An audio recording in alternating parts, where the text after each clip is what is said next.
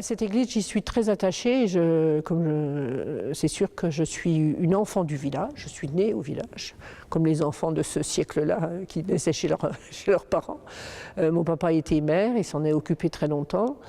Mon papa a fait refaire le clocher d'ailleurs, donc je sais pas, c'est pas par désir de vouloir marquer l'histoire de ma présence, mais c'est vrai qu'il y a énormément de gens qui sont très attachés à cette église et puis qui me sollicitent en me disant mais quand est-ce que tu fais quelque chose, etc.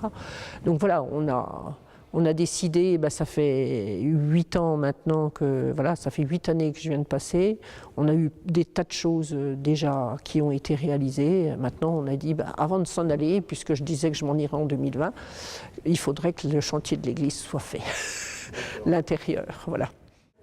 Même si les gens du village ne la fréquentent peut-être pas énormément, on a toujours les obsèques des gens du village, des familles qui souhaitent. On a eu des mariages aussi. Tout à l'heure, on parlait du nombre de célébrations. On a eu récemment, ce printemps, une jeune femme qui est venue visiter l'église, qui a ses grands-parents ici. Elle est venue s'y marier.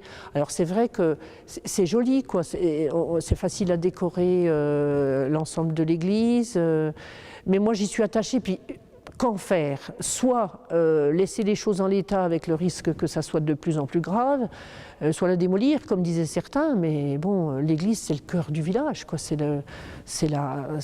vraiment l'édifice incontournable.